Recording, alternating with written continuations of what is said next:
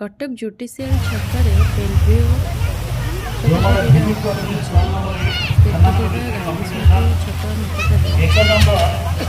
विराट पुष्प प्रदर्शन आयोजित जनवरी फेब्रुआरी 1 तो